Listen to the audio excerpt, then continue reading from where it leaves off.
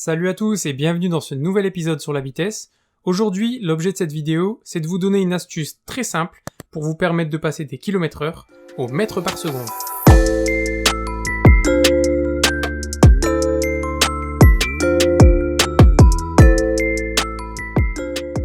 Pour vous montrer à quel point l'astuce est super pratique, on va partir d'un exercice. Je vais vous montrer la méthode classique qui va nous prendre à peu près une petite minute. Et après, je vous montre l'astuce qui nous prend réellement une seconde. Alors, l'exercice en question, c'est celui-ci. Une voiture roule à 72 km/h, et nous, on voudrait savoir combien de mètres elle parcourt en une seconde. Donc là, on voit qu'on va passer des kilomètres par heure en mètres par seconde. Alors, la première méthode qui va nous prendre à peu près une minute, c'est vraiment de décomposer le raisonnement. Alors, vu qu'on veut passer des kilomètres/heure au mètre par seconde, on va faire un double travail.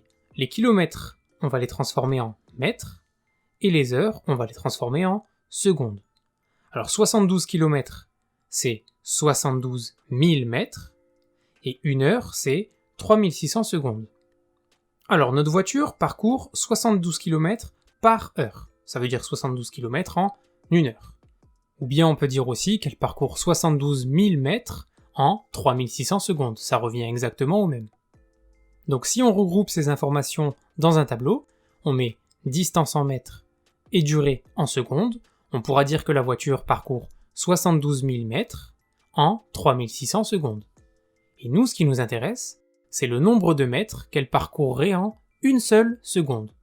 Alors cette case manquante, vous pouvez la voir à l'aide d'un produit en croix.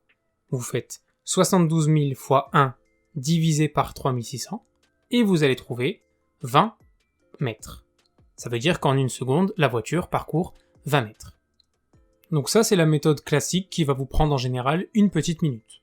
Et maintenant, l'astuce qui va vous donner la réponse en une seule seconde. Alors, le petit truc, c'est de se dire que les mètres et les secondes, ce sont des petites unités, et les kilomètres et les heures, ce sont des grandes unités. Autrement dit, les mètres par seconde, c'est petit, et les kilomètres/heure, c'est grand. Donc pour passer des mètres par seconde au kilomètre par heure, on va multiplier par 3,6, parce qu'on passe des petites unités aux grandes unités. Et à l'inverse, pour passer des grandes unités que sont les kilomètres/heure, aux mètres par seconde qui sont des petites unités, on va diviser par 3,6. On fait tout de suite le même exercice pour que vous compreniez maintenant de quoi je parle. Alors, on avait 72 km/heure, et on voulait passer des kilomètres/heure au mètres par seconde. Alors 72 km/heure, 72, c'est compté en grandes unités, parce que les kilomètres et les heures, c'est des grandes unités. Ce 72, on voudrait le faire passer dans les petites unités, donc c'est-à-dire passer des kilomètres/heure au mètre par seconde. Donc le 72, vous allez le diviser par 3,6. Et 72 divisé par 3,6, ça vous donne exactement le 20 qu'on a trouvé juste avant. Donc 72 km/heure, ça correspond à 20 mètres par seconde. Alors maintenant quand même, pour ceux qui se demandent d'où vient ce 3,6 et pourquoi ça joue un rôle super important, en fait, quand on décortique le raisonnement, quand on veut passer des grandes unités aux petites unités, qu'est-ce qu'on fait? Pour passer des kilomètres au mètre, on multiplie par 1000, parce que 1 km, ça correspond à 1000 mètres. Ensuite, quand vous passez des heures aux secondes, c'est une unité de temps qui est 3600 fois plus petite. C'est un laps de temps beaucoup plus court, donc vous divisez par 3600.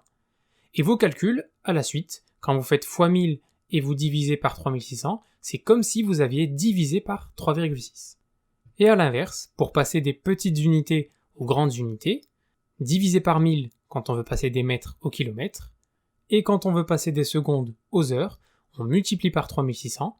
À la suite, ça vous fait diviser par 1000 fois 3600, c'est comme si vous aviez multiplié par 3,6. Donc voilà, ce nombre 3,6, c'est un nombre caché dans vos calculs, mais maintenant, en une étape, vous pouvez l'utiliser pour faciliter les conversions.